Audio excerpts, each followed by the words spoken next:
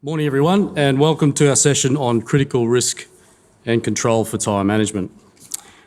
Otraco has been recognising hazards, putting controls in place and reviewing the effectiveness of those controls for many years. Fortunately, we have never had a fatality over 45 years in business. However, others have not been so fortunate. In 2004 and again in 2008, an international mining fatality review was undertaken, studying mine maintenance fatalities on Australian mine sites between 1980 and 2015.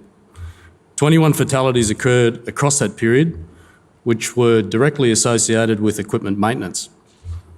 11 of these were associated with the servicing or handling of tyres, and 10 with other non-tyre related maintenance tasks.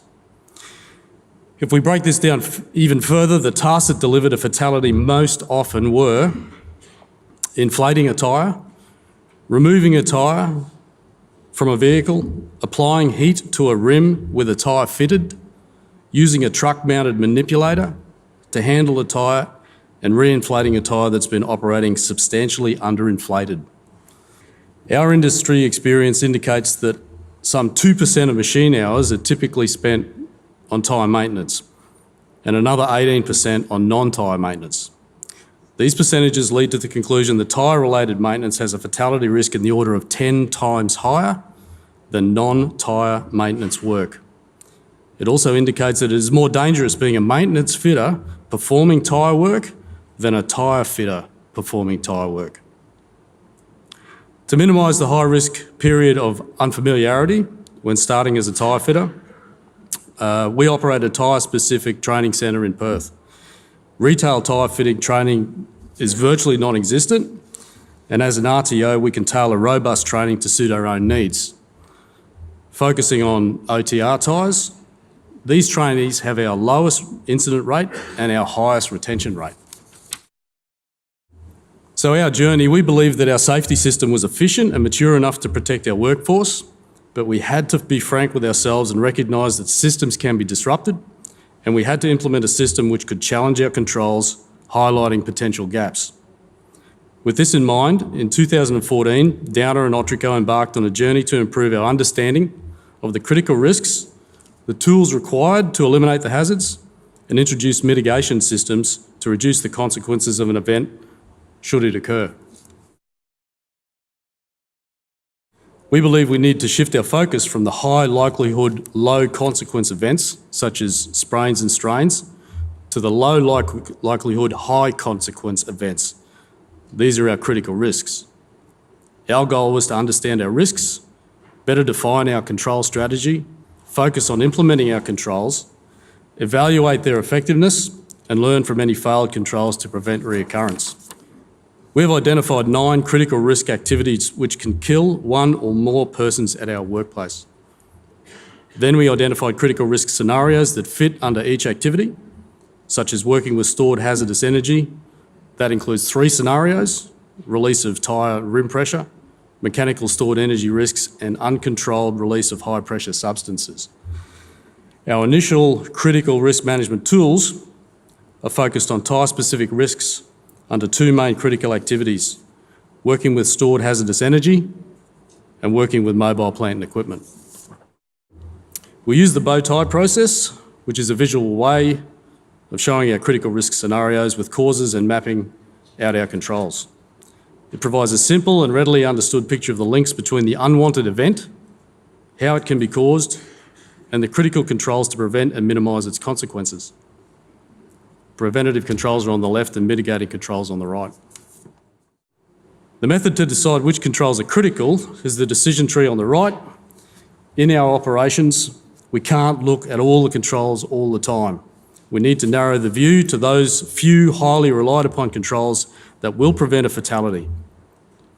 A critical control is one that is crucial to preventing the event or reducing the consequences of the event. The absence or failure of a critical control would significantly increase the risk of a fatality despite the existence of the other controls.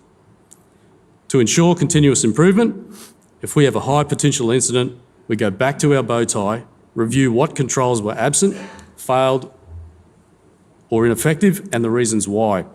The whys are then shared across the business and bow ties are updated. The learnings close the loop and help prevent similar incidents from occurring. For example, in this, the event's an uncontrolled release of high pressure leading to a catastrophic rim disassembly. The cause could be worn or damaged components or mismatched components. Our pre-event control is visual inspection to ensure components are not damaged or worn or mismatched, and development of the 6 key steps for safe assembly. And our post-event control, implementation of multi-layered exclusion and personnel restricted work zones, and a remote inflation station outside the line of fire. The boxes with red above them indicate critical controls. These are the controls that leaders in Otraco will be regularly checking are in place and are working effectively to prevent a fatality. This also produced verification of the development and implementation of our long-standing golden rules, and highlighted some gaps in our time management processes that need to be filled. The critical risk questions that we all ask when we're on site. 4, question 1, what are the things that kill our people or cause significant harm to the environment? What are the controls we need to put in place that are crucial to manage the risks? What is my role in maintaining the controls? And how do we know these controls are in place and working, and what happens if they don't? Sadly, in many instances where a fatality has occurred, the controls were either not in place at the time of the incident or were not effective in preventing the incident from occurring. And it is rare that we didn't know what the control was. For instance, it's generally nothing new. The effectiveness of our controls is what defines the level of risk to which we are all exposed, which is why verification of our critical risks on our operations is so essential. Every person has a role to play in developing, implementing, monitoring, and reviewing the critical risk management process. Our frontline operators and managers understand the risks and in many cases have developed the controls.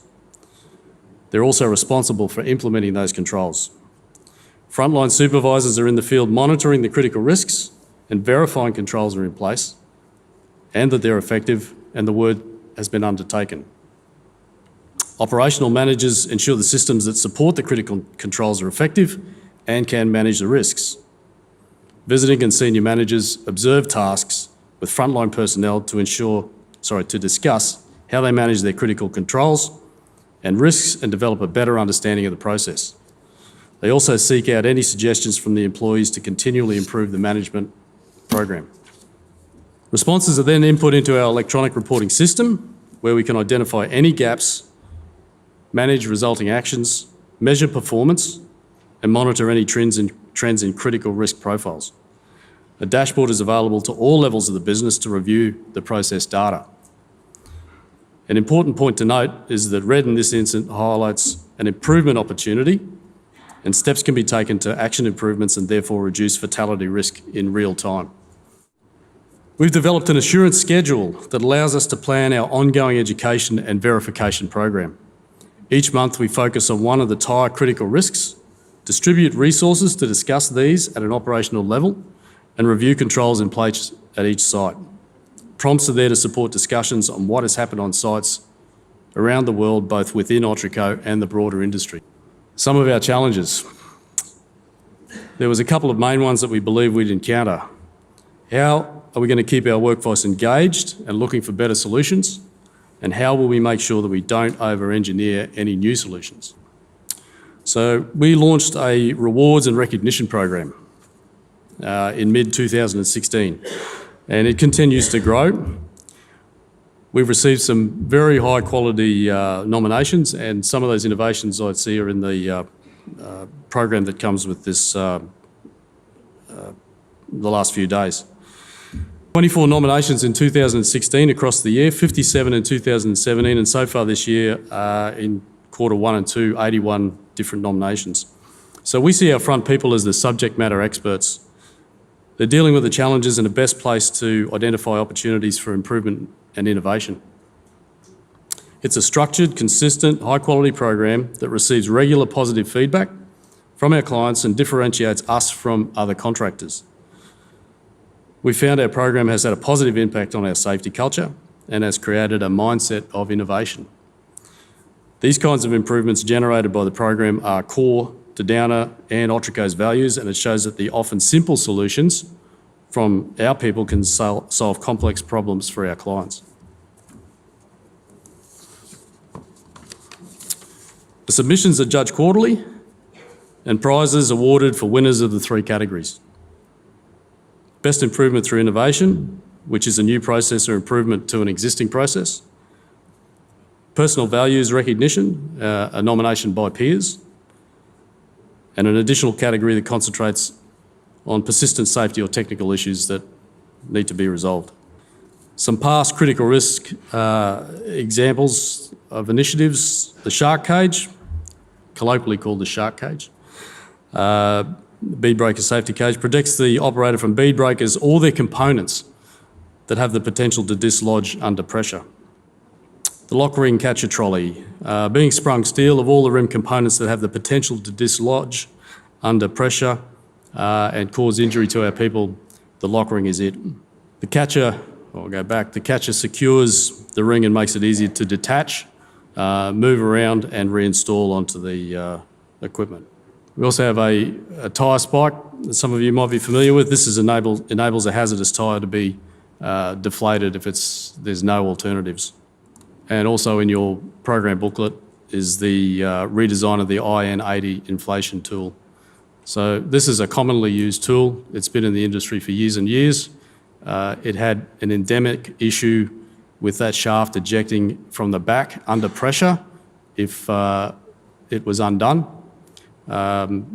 We went back to the manufacturer, made some suggestions. The tool is now changed, relatively minor change, but is now safe for operation. We won't see that issue again for those that are using that new tool. There's some developing initiatives. Barricading lights indicating the exclusion zone for handlers moving at night. So this is coming out of our current quarter of innovation. We're looking at a mini loader concept for remote positioning of jacks and stands. This removes people completely from underneath the vehicle. And one that we'll be releasing shortly is a torque tool and rattle gun supporting device that removes hands from the pinch zones, dampens vibration, is ergonomically much better for operating the heavy tooling that we use, rattle guns, torque guns and the like. We need to provide an environment where everyone can perform to their best without putting themselves in harm's way.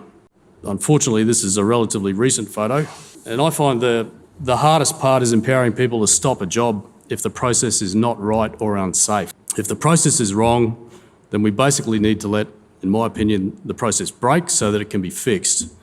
Shortcutting will produce injuries and unsafe practices. Some of the work we're doing next around critical risk management is investigating the use of technology, such as virtual reality. The idea of that is to embed chronic unease into our tyre technicians about these events. It's impossible to keep the risk real, considering its repetitive work, and some of these events are so unlikely to occur that tyre fitters may never see them in their career, but that doesn't mean that it won't occur.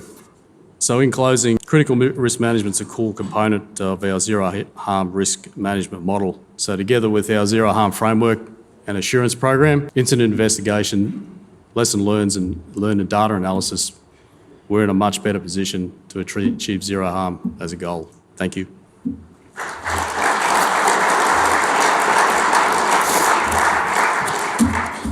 Thanks, Greg.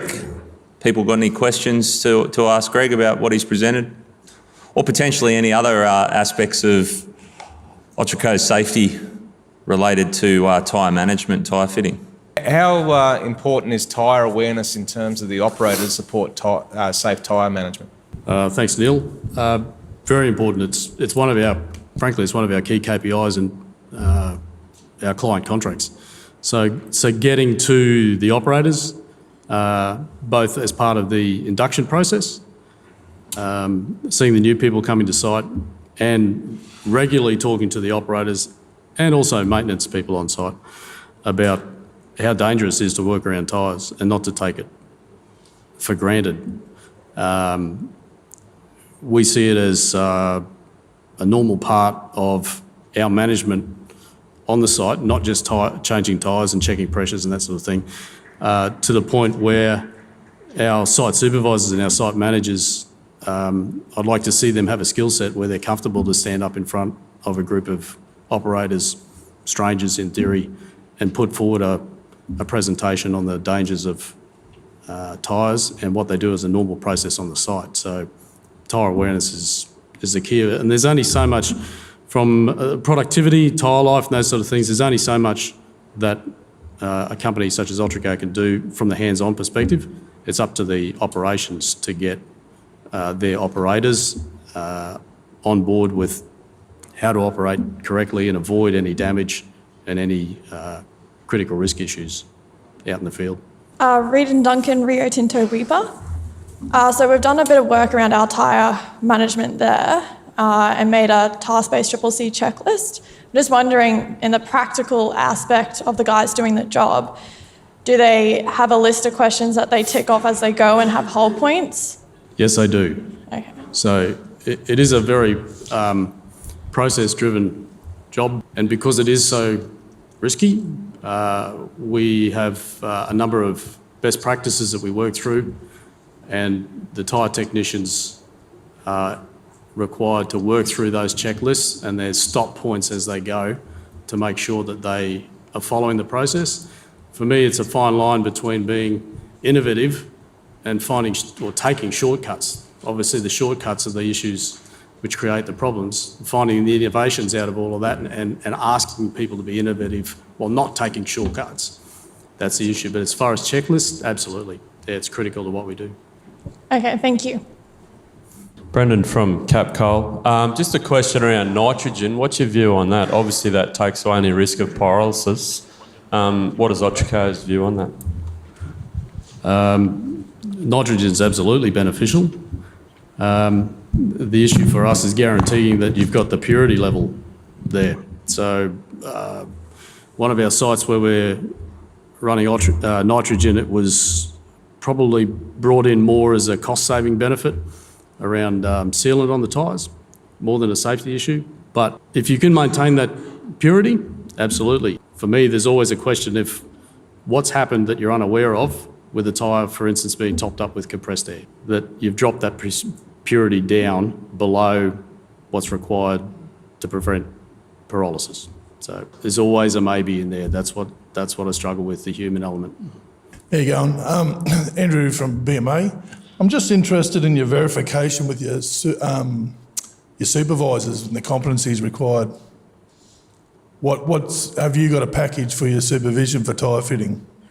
Yep, we've got there's a supervision program which is run through Downer for internal recognition of supervisors. So it's a HSE leadership program. So it's broken down into different modules.